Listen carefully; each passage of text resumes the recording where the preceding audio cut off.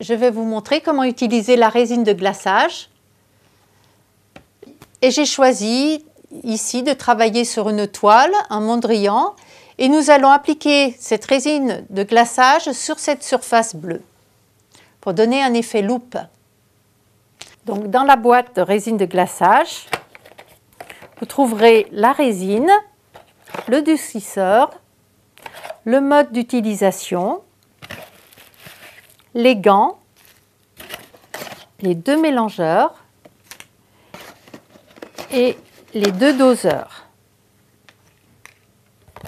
Pour connaître le volume à préparer, il suffit de calculer la surface, 18 cm par 25, et on multiplie par 0,2, 2 mm d'épaisseur. Ici, nous avons donc 90 ml de résine à préparer. Les mesurettes contenant 30 ml, il suffit de préparer 3 dosettes pour faire notre mélange. Il nous faut donc mesurer une dosette de durcisseur et 2 dosettes de résine.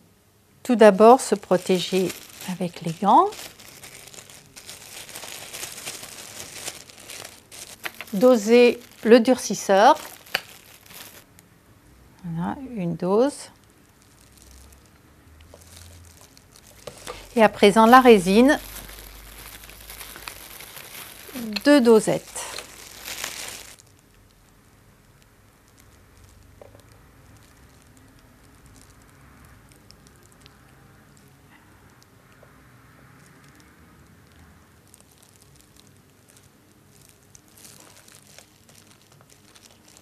Voilà, avec le mélangeur, je remue les 2 composants.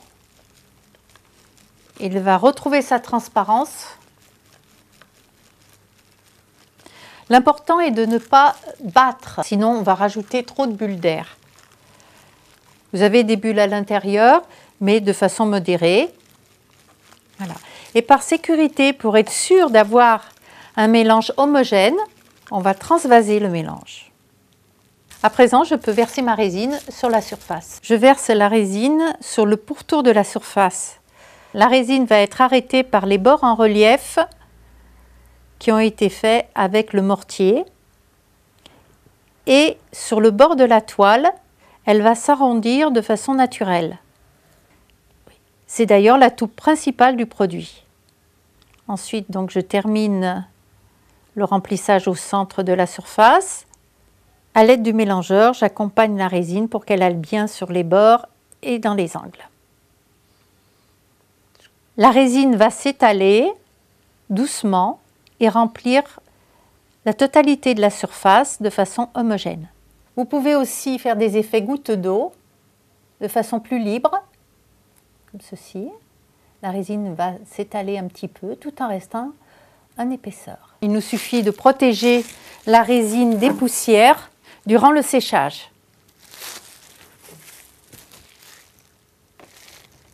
Voilà. Après 12 heures de séchage, voilà le résultat. Une surface glacée avec son arrondi et ici l'effet goutte d'eau sur la couleur rouge. Cette résine appliquée sur des toiles rajoute de la profondeur et on a le regard qui rentre dans la toile. À vos pinceaux, à votre résine.